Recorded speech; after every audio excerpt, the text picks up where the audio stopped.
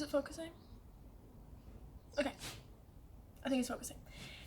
Hey there guys, this is Sarah from Sarah's Soul Search, coming to you from Yanbian University, again, here in Nanjing, China. So right now I'm in front of one of the traditional Korean buildings, or Hanok buildings, that they have here in Yanji. It's a huge part of Korean Chinese architecture. It's pretty interesting. I can give you a better view right here. Okay. But yeah, as the title of this video would suggest, I have a pretty big announcement. But first I want to address my last video, which I uploaded 2 days ago, in which I kind of described the difficult situation that I've been facing here in China. Like I said in the last video, basically I live in a city called Yanji, which is on the border between China and North Korea, and it's kind of like out in the middle of nowhere. A lot of Chinese people don't even know that it exists.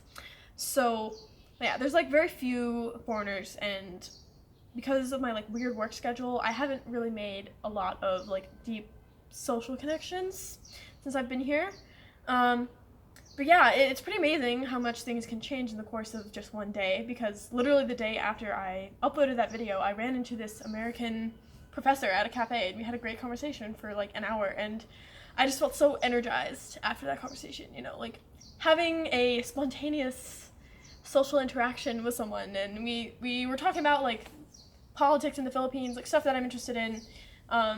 Being a foreigner here in Nanjing, we exchanged WeChat information. So yeah, that made me feel really great. Another thing that made me feel a lot better, and probably one of the top reasons, is all of the just enormously kind and thoughtful comments that I've received from you guys on the video, in the form of YouTube comments, or I got some emails and messages on Instagram, and a lot of it's from people who they've been watching me since, not in a creepy way, but they've been watching my videos and since I was uploading them, when I was 15 years old, almost 6+ years ago, which is crazy. I can't believe that my life doing Korea stuff is already that long. Yeah, and just hearing all of the kind words that you guys had for me, the advice, I just really, really appreciate it. It did make me feel a lot better and a lot less alone. So I'm so thankful to you guys. And then the third thing that happened yesterday was I got some really good news from Seoul. So drum roll please. Basically, I found out yesterday I was accepted into the political science master's program at Seoul National University. So I am going to be moving back to Seoul at the end of August of this year. And that means I will have to cut my Fulbright project short by about 2.5 months. But kind of in light of a lot of the issues that I've been having here, I think it's the right thing to do for me at this point in my life. And yes, I worked really hard to get the Fulbright. Yes, there's still so much that I'm sure I'm gonna want to learn by the time I have to leave here. But as a lot of you guys pointed out in your comments, I have to take care of myself first. And if I'm not doing okay, then I'm not gonna be most effective at my job and getting this research done. So I think it's the right move for me. I'm personally really excited. I'm excited at the potential of having structure back in my life, because I think that's kind of been the main issue that I've been having here. Basically until I came to China, pretty much my whole life, I kind of kept myself really, really, really, really, really, really busy. I mean, probably to an unhealthy point. There was a point when I was at Georgetown when I was literally working 4 to 5 jobs at once while also taking maximum number of credits, and I had to do this. It's not because I was just I'm so great and humble bragging about how awesome I am at managing my time. No, I'm not good at managing my time, as many of my friends who know me would tell you. I had to do that so that I could graduate, basically, because a lot of people who watch my videos might get the sense that I am from a rich family. My family is not rich. My family is not doing well financially. I had to pay out of pocket for like my entire college education pretty much.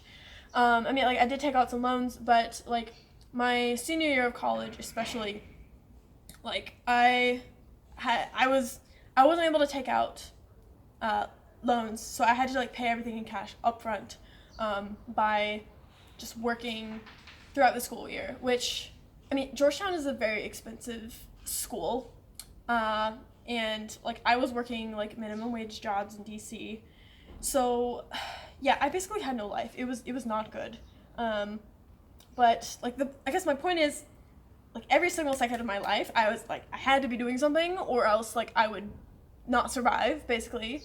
And then all of a sudden I came to Yanji, and there's just, I don't have to do anything, which sounds nice, but like when you don't have, like when your life doesn't have any bones, I guess, like it's really easy to kind of feel like you're like lost in a vacuum, like you have like nothing to hold on to. So I think that's kind of been like my main struggle with being in Yanji, and like kind of like forcing myself to like add structure to this like amorphous life that I've built here has been super, super hard. I think like the time limit imposed by the fact that I have to, be in Seoul by August like 27th or something for orientation for this program is gonna force me to kick things into high gear, get some things done. Like for instance, yesterday I had 4 research assistants that I hired do some surveys for me for my project, and oh my god, it made everything so much easier. I don't know why I didn't just do this much earlier. But with their help, it looks like I am going to be able to finish the work that I was originally supposed to do just like myself while I'm in Yanji, and then also be able to get out and go to Seoul and kind of like get into hopefully like my future career, like kind of like get back to a place where I have a bit more social connections.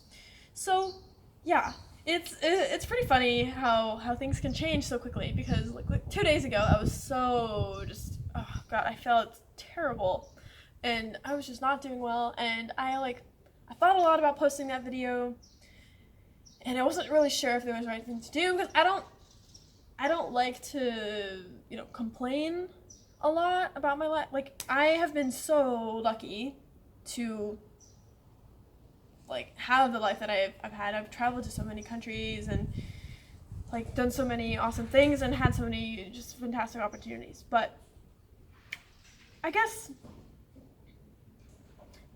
yeah, I feel like it's important to admit when I'm not feeling my best, or like feeling really horrible, like I was when I filmed that video, and kind of like paint a fuller picture, because I feel like with social media, like everyone kind of wants to like create this online persona of like everything is just so happy and great, even when they're struggling. And I feel like it feels so lonely, like when you are struggling and then you see all these happy people on Instagram or on YouTube, and it's just like, why, like they're happy, like why am I not happy?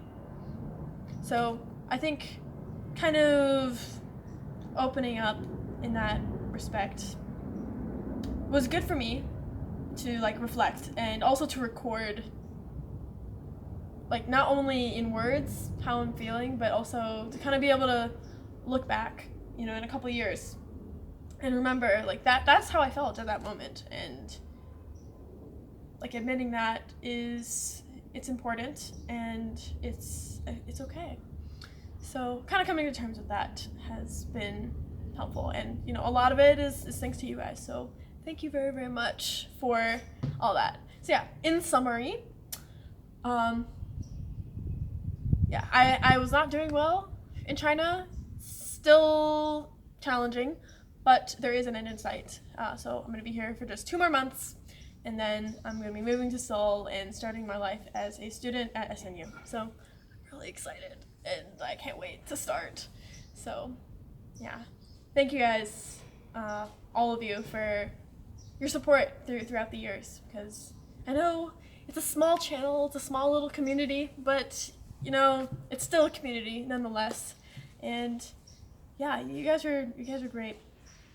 So I guess to kind of continue the pattern of the last video, how about we all comment our favorite breed of dog? I'm personally a fan of golden retrievers. I had two growing up. It was great. They're amazing dogs.